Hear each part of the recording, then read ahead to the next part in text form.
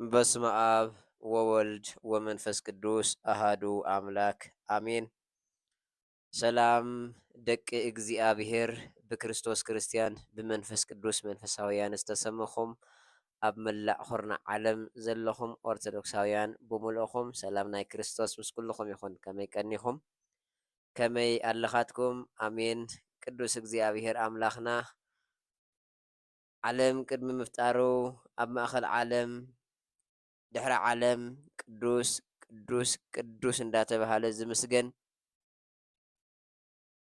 ከይተገብአና እንዳሃለየ ከም ዝገብአና ገይሩ ብዓይኒ ምሕረቱ ጠሚቱ ነቲ ንሓስቦ ነቲ ንናገሮ ነቲ ንገብሮ ሰሚዑ ርእዩ ከይፈረደ ብዓይኒ ምሕረቱ ጠሚቱ ናብዚ ግዜ እዚ ስለ ዘብፅሐና ሽሙ ዝኸበረን ዝተመስገነን ይኹን። ኣሜን። ኣብ ዝሓለፈ ግዜና ከም ተስታውስዎ ሳልሳይ ክፋል ሓደ ኣማኒ ኣማን ክበሃል እንድሕር ኮይኑ እንታይ እንታይን ከማልእ ከም ዘለዎ ብዝብል ርእሲ ተበጊስና ኮታስ ኣብ ክርስትያናዊ ሂወትና ክጠቕሙና እዮም ኢልና ንሓስቦም ሓደ ሓደ ነጥብታት ኣልዒልና ሕፅር ዝበለ ቪድዮ ወይ ከዓ ትምህርቲ ርኢና ነርና ማለት እዩ። ሎማዓንቲ ፍቓድ ቅዱስ እግዚኣብሔር ኣምላኽና ኮይኑ ድማ ሓራ ምእንቲ ክንከውንስ ክርስቶስ ሓራ ኣውፂኡና እዩ ብዝብል ርእሲ ዝተወሰነ ግዜ ፃኒሕት ክንገብር ኢና እሞ እግዚኣብሔር መንፈስ ቅዱስ ኣብ ማእኸልና ኮይኑ ሰሚዕና እውን ነተግብረሉ ብሓፈሻ ናይ ቃሉ በሪ ንክኸፍተልና ንክምህረና ቅዱስ ፍቓዱ ይኹን። ሓራ ምእንቲ ክንወፅእስ ሓራ ኣውፂኡና እዩ ክርስቶስ። ሓራ ማለት ብመጀመርያ ናይ ጭቆና ተቃራኒ ወይ ደሞ ተፃራሪ ግልባጥ ቃል እዩ። ሓራ ማለት ሓርነት ክንብል እንተለና ካብ ክፉእ ኣገዛዝኣ ካብ ናይ ዲያብሎስ ኣምባገነንነት ግዝኣት ብሓፈሻ ካብ ናይ ሲኦል ሂወት ነፃ ዝወፀናሉ ኩነታት ዝሕብር ወይ ደሞ ዘመላኽት ቃል እዩ ሓርነት ወይ ከዓ ሓራ ክንብል እንተለና ማለት እዩ። ንዓና ድማ ልክዕ ከምቲ ክስካብ ሕዚ እንዳተዘራረብናሉ ዝመፃና መፅሓፍ ቅዱስ እውን ከም ዝነግረና ሓራ ዘውፀና ኸ መን እዩ እንድሕር ኢልና ወዲ እግዚኣብሔር ወዲ ድንግል ማርያም ጎይታና ኣምላኽና መድሓኒና ኢየሱስ ክርስቶስ እዩ ማለት እዩ። ነዚ እውን ቅዱስ ጳውሎስ ሕግዝ ኣቢሉ ሓደ ዘቕምጠልና ቃል እኒሄ ማለት እዩ። ቀዳማይ ቆሮንቶስ ምዕራፍ 7 ቁፅሪ 23 ክርስቶስ ብዋጋ ዓዲጉኩም እዩ እሞ ባሮት ሰብ ኣይትኾኑ ይብል ቅዱስ ጳውሎስ። ክርስቶስ ብዋጋ ዓዲጉኩም እዩ እሞ ባሮት ሰብ ኣይትኾኑ። እወ ክርስቶስ ንዓና ሓራ ከውፀና ከሎ ክርስቶስ ንዓና ካብ ናይ ዲያብሎስ ግዝኣት ነፃ ክገብረና ከሎ ስቂሉ ብጉልበት ዓሚፁ እንተይኮነሲ ዋጋ ከፊሉ ዋጋ ዝኸፈለ ደሞ ደሙ እዩ ማለት እዩ። ቅዱስ ጴጥሮስ ክናገር እንተሎ ስለ ናትና ዋጋ ንስኻትኩም ዝተዓደግኩሞ ወይ ደሞ ካብቲ ዝነበርኩሞ ሂወት ካብቲ ዝነበርኩሞ ኣሰቃቂ ናይ ሲኦል ናብራ ነፃ ዝኮንኩሞ ወይ ከዓ ዝተዓደግኩሞ በቲ ዝሓልፍ በቲ ዝጠፍእ ብሩርን ወርቅን ገንዘብን ቅርሽን ኣይኮነን በቲ ነውሪ ከምዚ የብሉ ከም ናይ ደም በጊዕ ዝኾነ ብደም ክርስቶስ ኢኹም ተዓዲግኩም ይብለና ማለት እዩ ቅዱስ ጴጥሮስ። እዚ ጥራይ ኣይኮነን ቅዱስ ጳውሎስ እንደገና ናብዚ ገላትያ ኣብ ዝፀሓፎ መልእኽቱ ገላትያ ምዕራፍ 5 ቁፅሪ 1 ክንጅምር እንተለና ከምዚ ዝብል ቃል ኣሎ። ብሓርነት ምእንቲ ክንነብር ክርስቶስ ሓራ ኣውፂኡና እዩ። ስለዚ ፅንዑ መሊስኩም ድማ በርዑት ባርነት ኣይትቆረኑ ወይ ደሞ ኣይትተሓዙ ይብል። ሕዚ ኣብ ክርስትያናዊ ማንነትና ወይ ደሞ ኣብ ክርስትያናዊ ሂወት ናይ ግድን ስነ ምግባር ኣገዳሲ ወይ ደሞ ኣድላይ እዩ ማለት እዩ። ምክንያቱ ክርስትና ብተግባር ክግለፅ እንተዘይተኽኢሉ ምክንያቱ ንሕና ሓደ ነገር ክነስተውዕል ኣለና ንክርስቶስ ተዘይሸቲትና ወይ ደሞ ንሕና ናይ ክርስቶስ መዓዛ ተዘይሃሊና ንክርስቶስ ክንመስል ተዘይክኢልና ንሕና ክርስትያናዊ ማንነትና ኣብ ናይ ሕቶ ምልክት ኣሎ ማለት እዩ። ቅዱስ ጳውሎስ እውን ነዚ እዩ ኣብ ቀዳማይ ቆሮንቶስ ምዕራፍ 1 ቁፅሪ ይቅርታ ቀዳማይ ቆሮንቶስ ምዕራፍ 11 ቁፅሪ 1 ተመሰሉ ኪያየ በከመ ኣነ እትሜሰሎ ለክርስቶስ ኣነ ንክርስቶስ ከም ዝመስል ንስኻትኩም ድማ ንዓይ ምሰሉ ይብል። ንሕና ንጳውሎስ ካብ እንመስለሉ መንገዲ ሓደ እንታይ እዩ? መጀመርያ ብእምነት እዩ። ቀፂልና ደሞ ነቲ እምነትና ብንገልፀሉ ክርስትያናዊ ስነ ምግባር ክነማልእ እንተለና ኢና። ምናልባት ኣብ ዝሓለፈ እውን ተነጋጊርናሉ ነርና ኢና። ሓደ ኣማኒ ስነ ምግባር እንድሕር ደኣ ኣማሊኡ ወይ ድማ ክርስትያናዊ ዝተማልአ ማንነት እምነት ኣለዎ ክበሃል እንተኮይኑ እንታይ እንታይን ከማልእ ከም ዘለዎ ብግድግዳን ብመሰረትን ብቆርቆሮን ብግድግዳን እናገበርና እንዳነፃፀርና ዳራእናዮ እውን መፂና ኢና ማለት እዩ። ስለዚ ቅዱስ ጳውሎስ እውን ነዚ እዩ። ስለዚ ፅንዑ ከም ብሓድሽ እውን በርዑት ባርነት ኣይትተሓዙ ነዚእና እውን ኣመንቲ ክርስትያናዊ ስነ ምግባር እንተለዎም ነዞም ዝስዕቡ ነገራት እዚኣቶም ከዓ ይፍፅሙ ከም ዘለው ልቢ ምባል ደሞ የድሊ ማለት እዩ። ቀዳማይ ንክርስቶስ ይስዕብዎ ኣመንቲ ነዞም ስነ ምግባራት ወይ ከዓ ነቶም ሕዚ ክንብሎም ፀናሕና ዘማልኡ እንድሕር ኮይኖም ወይ ከዓ እንድሕር ኣማሊእና ንክርስቶስ ንስዕቦ ኣለና ማለት እዩ።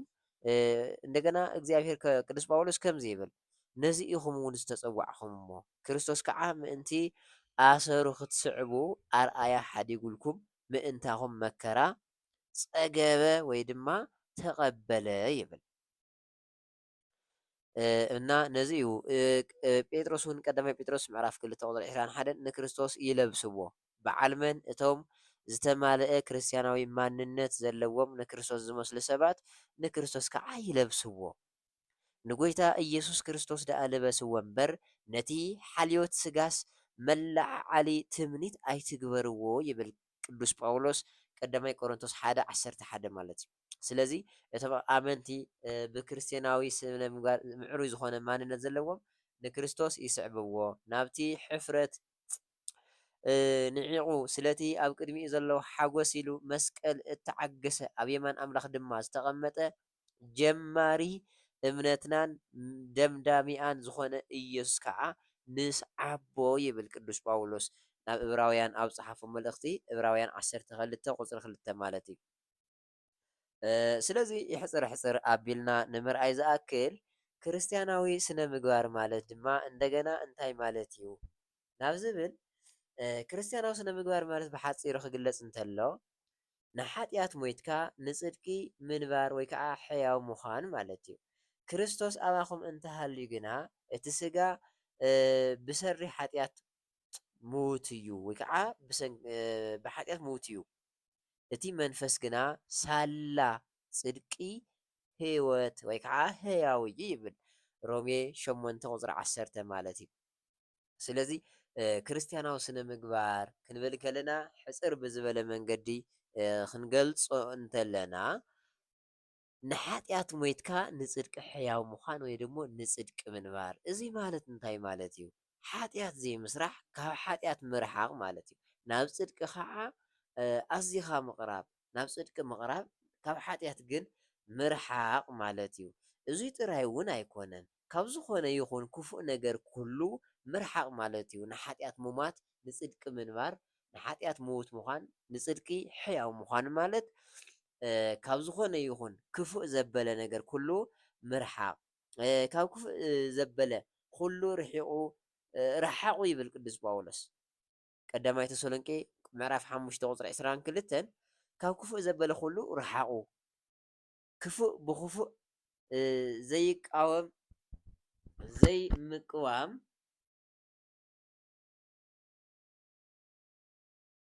ንክፉእ እንደገና ብክፉእ ዘይምቅዋም ወይ ድማ ዘይምምላስ እቲ ሓደ ነቲ ሓደ ክፉእ ከይፈድዮ ይብል ከይፈድዮ ተጠንቀቁ ምጥንቃቅ ይግባእ እዩ ግናኸ ኩሉ ሻዕ ንሕድሕድኩም ንኩሉን ሰናይ ንምግባር ግን ተጋደሉ ቅዱስ ጳውሎስ ቀዳማይ ተሰሎንቄ ምዕራፍ 5 ቁፅሪ 15 ጀሚሩ ዘሎ ቃል ማለት እዩ።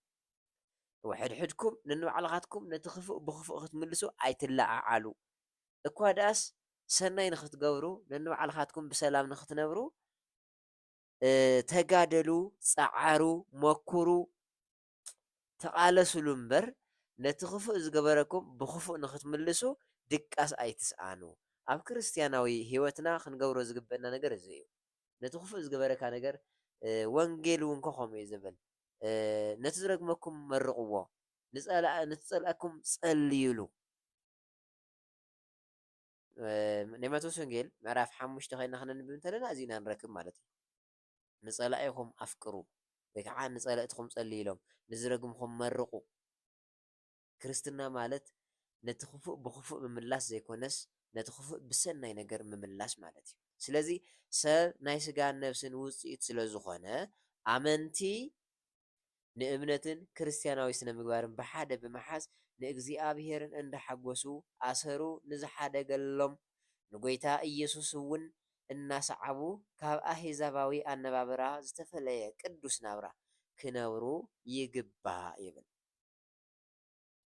እወ ክርስትያናዊ ክንብል ወይ ድማ ክርስትያናዊ ማንነት ክርስትያናዊ ሂወት ክንብል እንተለና እምነትን ክርስትያናዊ ስነ ምግባርን ብሓፈሻ ንክርስቶስ ንመስለሉ ሁለንተናዊ ማንነትና እንታይነትና ተላቢስና ንእግዚኣብሔር እንዳሓጎስና ነቲ ኣሰሩ ሓዲጉልና ዝኸደ ጎይታ ኢየሱስ እንዳሰዓብና ካብቲ ኣህዛባዊ ወይ ድማ ካብቶም ናይ ዘይኣመንቲ ሂወት ተፈሊና ቅዱስ ዝኾነ ናብራ ንእግዚኣብሔር ዘንፀባርቕ ንእግዚኣብሔር ዝገልፅ ናብራ ክንነብር እዩ መፅሓፍ ቅዱስ እውን ዝእዝዘና።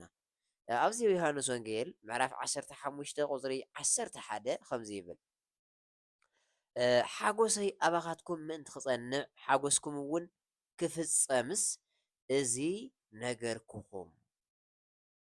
ሓጎሰይ ኣባኻትኩም ምእንቲ ክፍፀም ናይ እግዚኣብሔር ሓጎስ ናይ እግዚኣብሔር ዋጋ ናባና ምእንቲ ክመፅእ ሓጎስኩም እውን ክፍፀምስ ሓጎስና ፍፁም ክኸውን ሓደ ሓደ ግዜ ንሕጎሶም ተሓጓሳት ፍፁማት ኣይኮኑን። ንግሆ ተሓጒስና ክሳብ ምሸት ዘይፀንሑ ተሓጓስ ኣለው። ኣብዚ ክልተ ዓይነት ተሓጓስ ክንርኢ እውን ንኽእል ኢና። ናይ እግዚኣብሔር ተሓጓስ ኣሎ፣ ናይ ዓለም ተሓጓስ እውን ኣሎ። እግዚኣብሔር ዝህበና ካብ እግዚኣብሔር ንረኽቦ ሓጎስ ፍፁም ሓጎስ እዩ። ካብ ዓለም ንረኽቦ ሓጎስ ግን የምናልባት ክንፀግብ ከለና ተሐጉሰና ኣጥሚያ ከዓ ተሕዝነና ማለት እዩ። ፍፁም ዝኾነ ሓጎስ የለን። ስለዚ ሓጎስና ብእግዚኣብሔር ፍፁም ምእንቲ ክኸውን ቅዱስ ጳውሎስ እውን ከምዚ እዩ ዝብለና ቀዳማይ ተሰሎንቄ ምዕራፍ 4 ኩሉ ግዜስ ብጎይታ ተሓጎሱ ደጊመ ይብለክም ኣለኹ ብጎይታ ተሓጎሱ ይብል። ፊልጵስዩስ ምዕራፍ 4 ማለት እዩ። ስለዚ ንሕና እውን ሓጎስና ጠቕላላ ማንነትና ሂወትና ብእግዚኣብሔር ክኸውን እንተሎ ፍፁማት ኢና ንኸውን።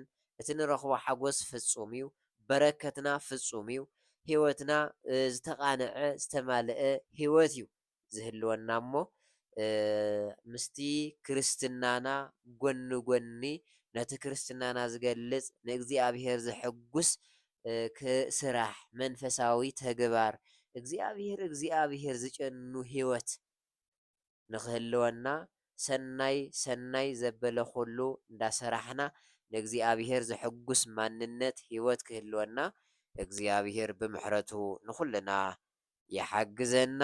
ስለ ዝነበረና ግዜ ክብርን ምስጋናን ውዳሴን ኣምልኾን ንእግዚኣብሔር ይኹን። ንሎሚ ኣብዚዩ ከኣኽለና እዩ። ኣብ ዝቕፅል ግዜና ግን እግዚኣብሔር ኣምላኽ ዕድመ ወሲኹ እንድሕር ኣራኺቡና ምዕራፍ 1 ኣብዚ ኣጠቓሊልና ኣለና። ኣብ ዝቕፅል ድማ ምዕራፍ 2 ክርስትያናዊ ስነ ምግባር ብዝስዕቡ ሕግታት ክልካዕ ወይ ደሞ ክልካዕ ይኽእል እዩ ብዝብል ርእሲ ክንራኸብ ኢና። እግዚኣብሔር ኣምላኽ ናይ ሽዑ ሰባት ይበለና። ስለ ዝነበረና ግዜ ብድጋመ ክብርን ምስጋናን ንእግዚኣብሔር ይኹን። ጸጋ ጎይታና ኢየሱስ ክርስቶስን ፍቅሪ እግዚአብሔር ኣቦን ሕብረት መንፈስ ቅዱስን ምስ ኩልኻትኩም ይኹን። ኣሜን።